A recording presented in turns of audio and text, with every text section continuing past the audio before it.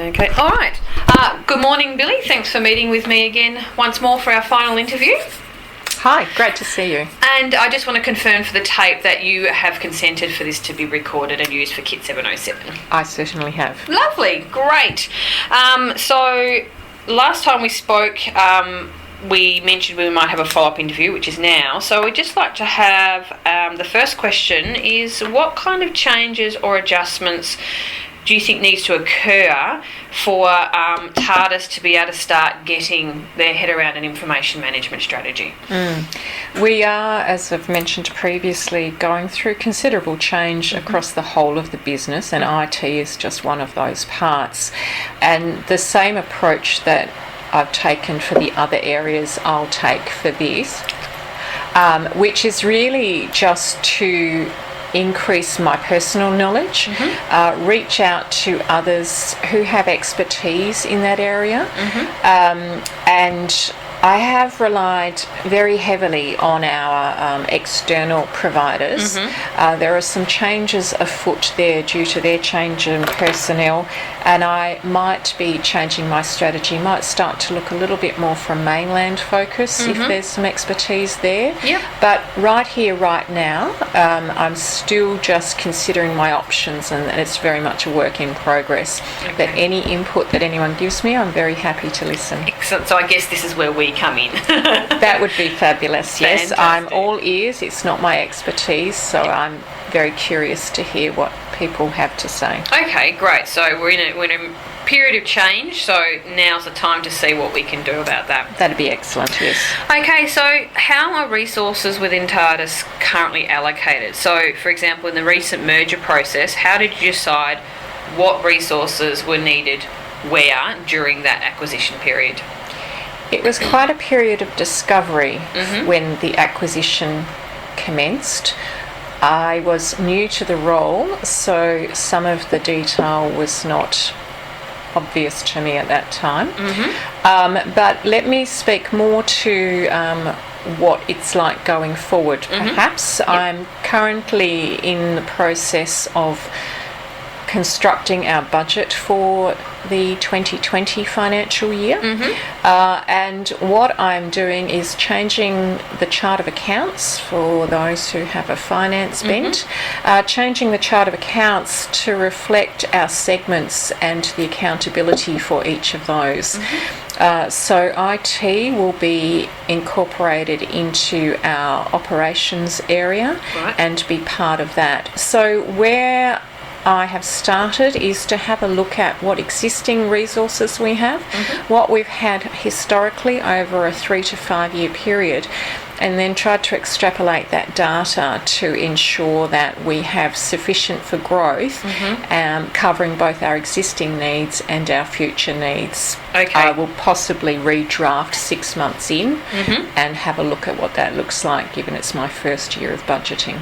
Okay, great. So previously it was sort of all in holus bolus, to use a slang term, which some students might understand, but now you're looking to be a bit more segmented and resource focused for particular functions. Yes, I'm giving greater granularity on each of the items and allocating, in good management practice, allocating the budget to segment heads who can then be responsible for that. So I remove bottlenecks. I also get the accountability, but there's greater clarity across the business as to who's responsible for what and what those financial implications are. Okay, great. So what are the important factors that TARDIS feels they need to consider when they start to develop their information management strategy? So slightly different focus from the first question. It's not what you need to change, but what maybe is your first step, do you think? My first step is for me to understand. I like to understand everything myself before I can ask what I hope are semi-intelligent questions. I also like to have an idea of some of the options that are out there. So my approach is always very people-focused. I talk to a lot of people about a lot of things, and then begin to narrow, having started very broad. I will do my own research online. I will speak to peers. I will speak to people in different markets. I'll speak to people locally and on the mainland and beyond. So for me, the very first step is that research and understanding, so that I can make informed comments and then seek people who might be able to help me deliver what I think I'm looking for. Sounds very sound, so that's great. Sounds very sound. Yeah. So does TARDIS have a long-term service agreement with their IT provider? And if so or not, does it include operational requirements, or are they strategic long-term needs that are also considered? So when we moved across to the virtual or to the cloud, we discussed moving on a month-by-month basis. I'm currently in negotiations with the provider about the long-term nature or otherwise of that agreement. It does not currently have enough service level agreement protocols in there for my satisfaction, and also binds us unsatisfactorily. In terms of what it provides, it's very operational in terms of following up number of queries from contractors and various other things. The only strategic aspect of it is the ability to bolt on and add, because it's virtual, quite rapidly. Given that we don't own the infrastructure, strategically we can add quickly.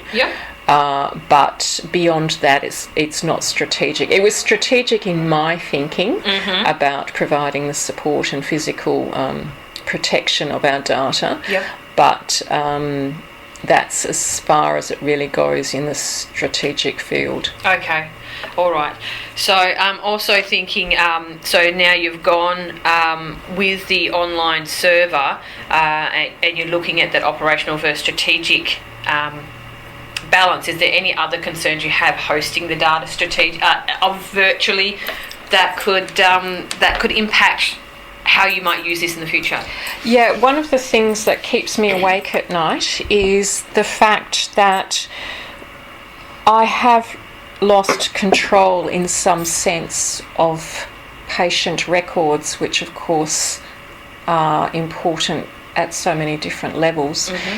My concern, coming from a finance and accounting background, is should something happen to the IT provider, for example, that they go into insolvency or administration, that there's an intermediary now between me and my patient records and data. I have grave concerns and have asked for legal input surrounding that access in a worst case scenario, because, as I say, I no longer have that direct relationship or direct control over my patient records. So certainly that's one of the things that I need to get my head around and gain comfort with in a long-term solution. Okay. A short-term solution I can do with it, but long-term I need to be able to get some comfort around that point. Yep, okay, that's understandable. So does the TARDIS existing systems update information about the latest disease, symptoms, or other diseases automatically, and then also share these things, these items received by your clinic with other institutions to help for peer-to-peer knowledge? So there's a number of issues in that particular question.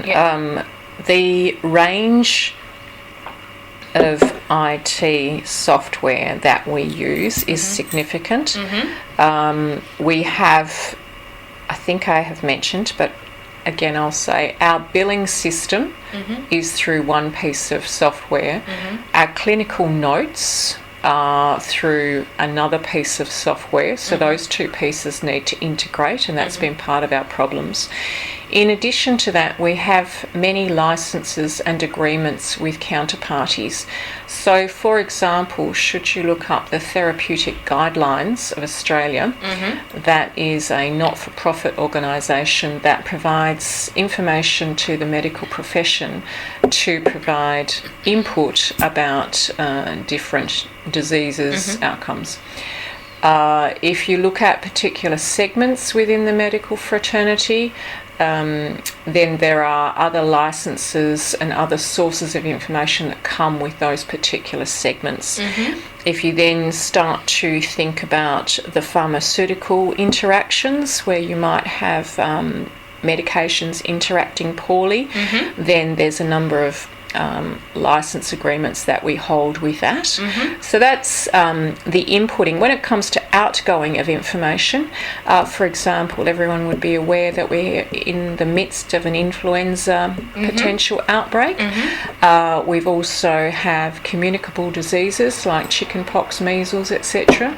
So the medical fraternity are under obligation to advise that through to public health as soon as there's been an outbreak identified. So that sort of information is coming and going constantly between medical providers and government departments of various sources. So there's significant data being exchanged through multiple forums. Yep. Okay. Yep. So with the you mentioned previously that, like, for example, when your practice sends patient data to another practice in the form of a referral, that's got to go through fax due to regulations. How is, let's say, the out push, so you've got to notify public health of a certain outbreak or condition, how is that information communicated? Is that through a secure server, or is it notified through email, or is it through letter? How does that get communicated usually? The point of difference there is that it's not identified. The patient is not identified. So the privacy legislation requires that if there's a range of identifiers, like a date of birth, address, name, Medicare number, etc., 3 pieces or more from memory, but I'm sure your students will be able to look up that legislation. If you have sufficient identifiers to be able to determine the patient, then that's when encryption of that data becomes vital. Whereas if I am merely identifying that there has been a patient, unidentified person who has presented with a communicable disease, then that's a different form of communication. So that doesn't have to go through those secure means. No, it's different because of those reasons. Great. So to give an idea for benchmarking, are you able to give an indication of how much TARDIS spends on IT across categories such as support, special projects like the migration, on the outsourced virtual servers, as a percentage of either growth revenue or profit? Sure. This is a little bit hard to give a categoric response, given that we have just been through such significant change and I am new to role. That said, I understand that to buy a new server was going to cost me in the vicinity of $80,000. That would have, for an in-house server, which would then last me ballpark 6-7 years and be at the end of its useful life. So special projects, what we've just been through, I would call as a special project with an acquisition of the size we had, and some of the step-up requirements that we had, perhaps due to pent-up demand as well. So to give you an estimate, I would say our ongoing contract with our IT providers, just for business as usual type IT, is about 1.5% of our gross revenue. In our existing financial year 2019, given the one-offs and unusual scenario, we're more in that 2.3 to 2.5% of revenue. Currently doing the 2020 budget. It's hard to estimate because we're still partway through this project. I need to have physical service still excluded from the current scenario that we're in. So as a guide, I would say to the students, base 1.5 up to about 2.5 for one-offs and unusual events as a percentage of our gross revenue. Okay, great. Thanks, Billy. Final question. So, given that the situation where TARDIS has to deal with confidential, time-critical and patient data to comply with government policies during the acquisition process, as well as in your business as usual. And this data sometimes needs to be instantly accessible. Have you considered incorporating any risk and change management strategies for when you might not be able to do this? We do have, so all medical providers are accredited by the government every 3 years. And one of the requirements that we need to satisfy is if there's a power failure, for example, which would mean that we couldn't instantly access our data, and we have an emergency kit ready, and it's old-fashioned. It's paper scripts, it's note papers, it's batteries. So we wouldn't be able to access the patient data. We would then just rely on the patient's presentation in that instance. We are looking at solar in terms of our backup supply when it comes to electricity. And of course that was one of the reasons that I went to the cloud, was to try and have some risk mitigation on those issues.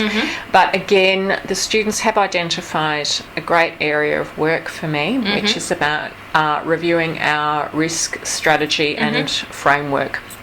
So unfortunately, I would have to say that this is also a work in progress. As we grow as a company, we need to ensure that our risk, we identify our risks, our near misses, as well as our genuine risks, and then have protocols and procedures around dealing with those, and ensure that we have a process of continual improvement such that we reduce those risks and the impact on our business, and most importantly on our patients. Okay, that makes sense. A lot of work ahead. Correct.